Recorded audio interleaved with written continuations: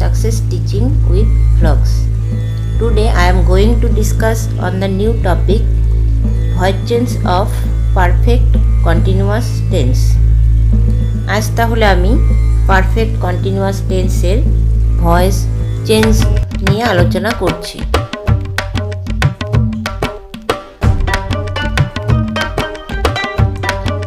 Before the discussion of the voice change of perfect continuous tense, we will know the formation of the perfect continuous tense. voice change আলোচনার আগে আমি formation সম্পর্কে একটুখানি বলছি, কারণ আমাদের প্রথমেই সেন্টেন্সটাকে চিনে নিতে হবে, তারপরে ভয়েস চেঞ্জ করতে হবে। তো সেটা পারফেক্ট কন্টিনিউয়াসে আছে কিনা সেই জিনিসটা আমরা আগে চিনব। Formation of perfect continuous tense.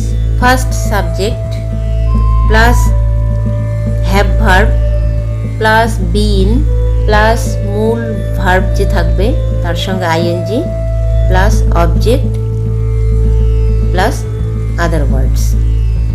অর্থাৎ হ্যাভ ভার্বের জায়গায় প্রেজেন্ট পারফেক্ট কন্টিনিউয়াস হলে have has, past perfect continuous হলে হ্যাড, ফিউচার পারফেক্ট কন্টিনিউয়াস হলে শ্যাল হ্যাভ, উইল হ্যাভ হবে। এখন যাচ্ছি রুলসে। Rules of perfect continuous tense. First, the object as usual will be the subject. যথারীতি কর্মটি করতে হবে। Number 2, have verb according to tenses along with been will remain as they are. Tense অনুযায়ী have ক্রিয়া বিন সহ যেমন তেমনি থাকবে। অর্থাৎ অ্যাক্টিভ ভয়েসে হ্যাভ ভার্বগুলো দেওয়াই থাকবে, প্যাসিভেও আমরা সেরকমই রাখবো। Number 3, being will have to be used replacing ing of the verb. ing এর বদলে being বসাতে হবে। এটা কিন্তু জানাই আছে, কারণ হচ্ছে আমরা কন্টিনিউয়াস টেন্সেও একইভাবে ing তুলে দিয়ে being বসিয়েছিলাম। Number 4, generally adding ed after the verb in place of ing or any other past participle form or third form of the verb.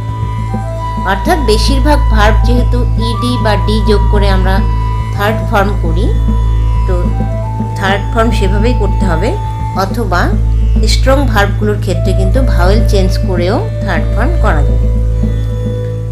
Number 5, the subject will be the object with a by before ইট।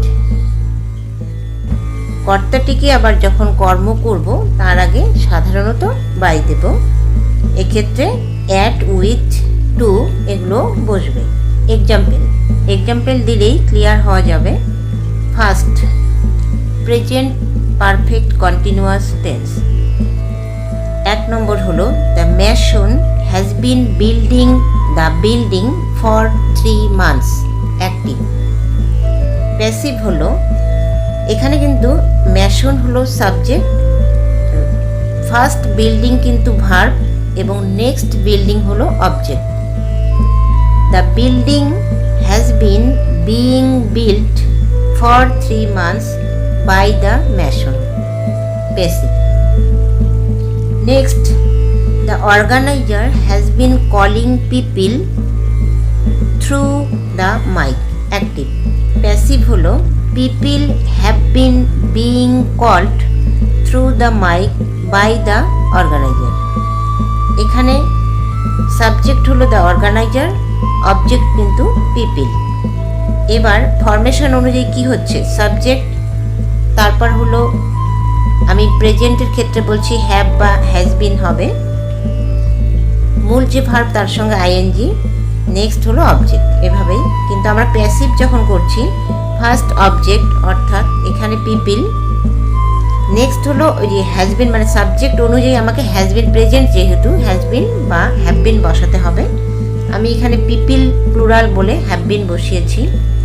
তারপরে কলিংয়ের ING, মূল যে verb আইএনজিটা তুলে দিয়ে being বসাতে হবে। Being, people have been being, মূল verb হলো call, তার third form called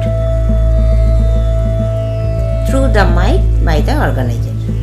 next example হলো পাস্ট পারফেক্ট কন্টিনিউয়াস টেন্সের।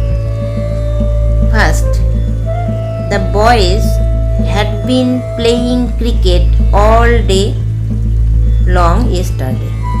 অ্যাক্টিভ।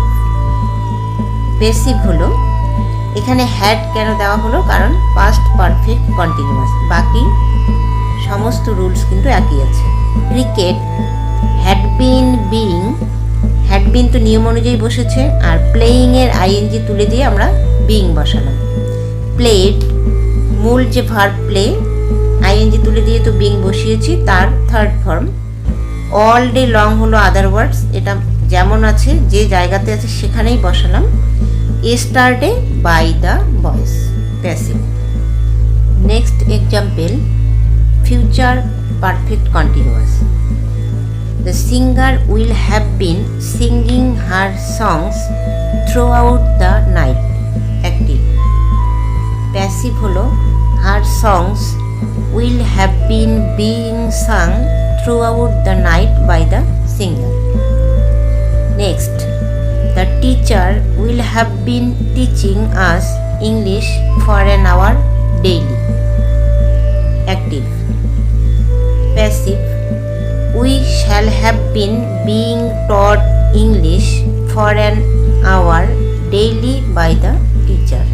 এখানে কিন্তু এই সেন্টেন্সে হচ্ছে দুটো অবজেক্ট, একটা হলো আস এবং অন্যটা হলো ইংলিশ, দুটোই সাবজেক্ট করে আমি বলছি। ফার্স্ট হলো আজকে সাবজেক্ট করলাম, প্যাসিভে we shall have been being taught English for an hour daily by the teacher. Next সেন্টেন্সে আমি ইংলিশকে সাবজেক্ট করছি, English will have been being taught us for an hour daily by the teacher. অর্থাৎ দুটো অবজেক্টকেই যে কোনো একটিকে আমরা সাবজেক্ট করতে পারি। সেক্ষেত্রে আমি দুটো অবজেক্ট আলাদা আলাদাভাবে সাবজেক্ট করে কিন্তু এক্সাম্পল দিয়ে দিলাম। Today we have learn the versus of perfect continuous tense. আজ তাহলে আমরা পারফেক্ট কন্টিনিউয়াস টেন্সের ভার্সেস শিখলাম। In my next video we will learn the versus of imperative sentence. Watch my next video. Thank you so much. Be safe, be healthy.